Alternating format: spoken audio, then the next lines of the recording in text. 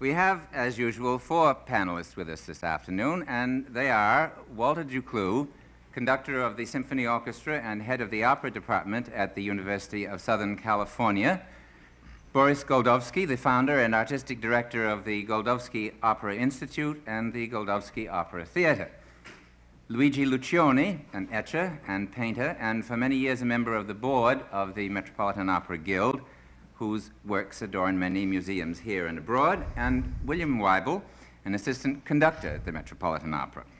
Welcome to the quiz, gentlemen. And here's our first question, which comes to us from Mrs. B. Pellich of Brantford, Ontario, Canada. She writes, one of opera buffs' favorite pastimes is to compare singers. And the discussion often begins with someone saying, yes, but did you hear so-and-so in that role? So her question to you is, have you ever heard a singer give an operatic characterization that was either on recordings or live that you thought was so wonderful, so nearly perfect, that you've always compared every interpretation of that role you've heard since to that ideal, for you, ideal characterization? Mr. Weibel. Well, I have 2. One for me, I remember as a young boy coming to the Met in the old house to hear Jussi Björling in Manuel Lescaut.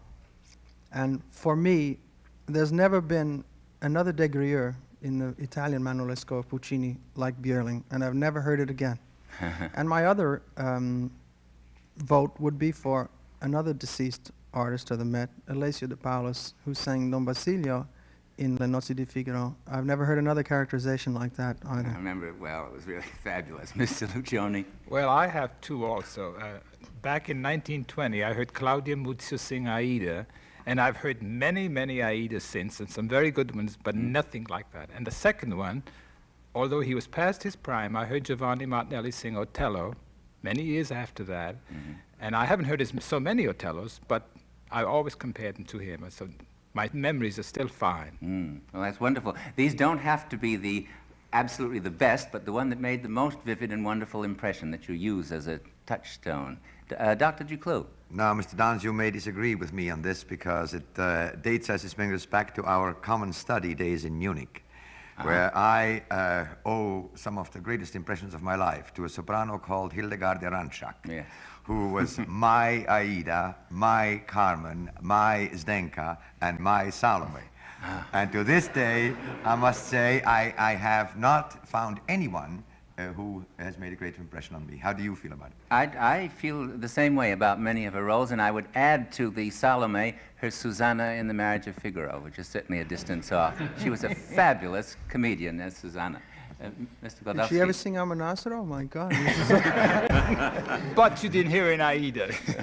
I don't remember her Aida. Yes, I do. I think that it all goes back to the fact that the people we hear when we're young and when they're very impressionable, very often then remain for the rest of our lives as paragons of wonderfulness. In my life, John Charles Thomas, Poncel, Galli Curci. I mean, I for some reason think they were so much better than the singers today, but you know something? I don't really think so. I think that it's just that I was so much younger and so, more impressionable in those days. Well, sometimes I've heard records that go back and confirm. I wasn't so young when I heard Martinelli. I was in my late 30s. so I'm not that sentimental about it. I still have not heard an Otello like him. Yeah. And he was not in his prime at the time. Well, it could easily be somebody who's alive today. I can think of 1 or 2 singers that I've never heard equaled in roles they're singing right now. Don't have to come from the past. But let's go on. We have here a slightly tricky question that we almost didn't get time to use on the Valkyra broadcast, but I think it's amusing anyway. This is Robert K. Clow of New York City, wants to test your memory about high Cs. In the whole of Wagner's Ring of the Nibelung, he says, there are 7 high Cs for Brünnhilde. And can you remember where these 7, Mr. Weibel's hands up? Well, 4 of them are in the Valkyrie itself. Yes. They come in the second act, right at the very beginning. In the Hoya Taho. In the Hoya Taho battle cry. The 5th one would be at the end of Siegfried. Right, with you are. The duet with Siegfried.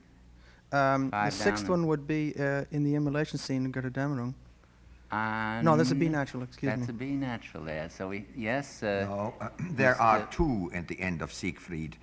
in the duet. One is optional at the very end. That's the one I think. And Mr. the Weibel. one, but there's one earlier in Siegfried, and there is the second act in the great oath scene in the second act of Götterdämmerung.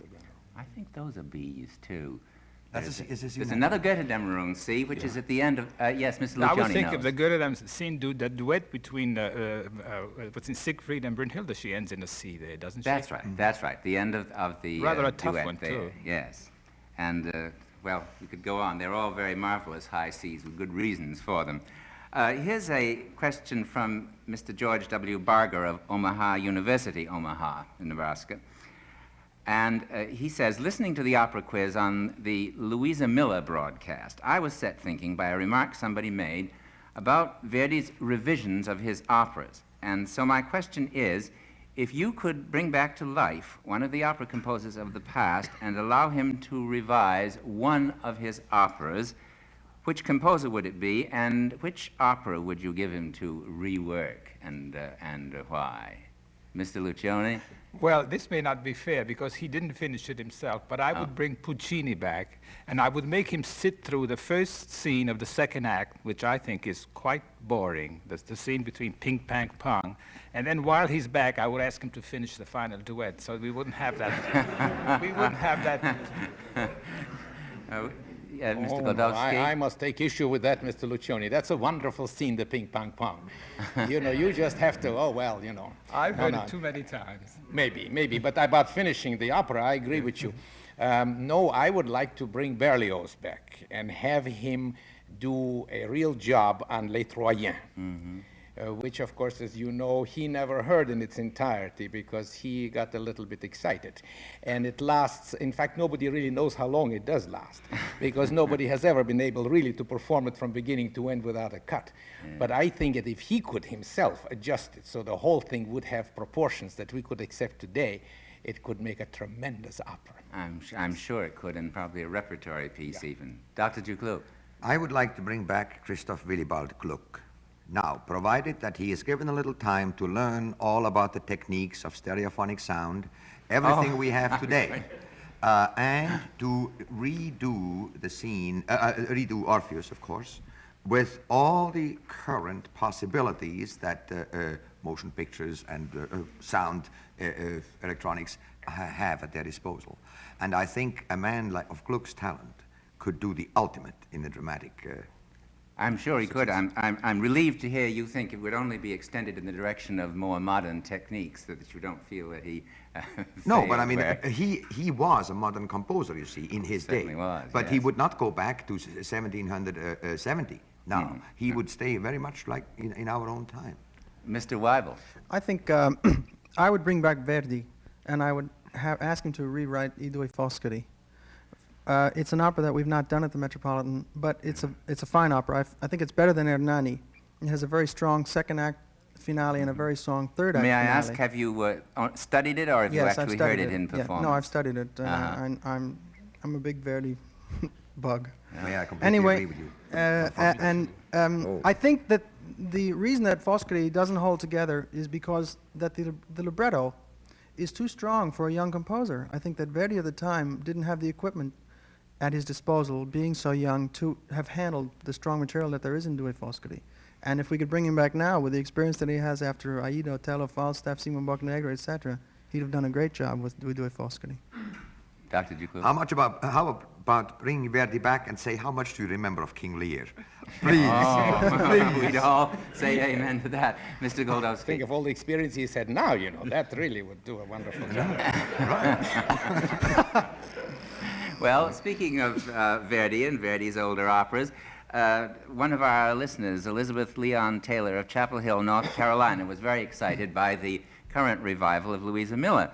And her comment is rather interesting, so I'm going to read most of it to you.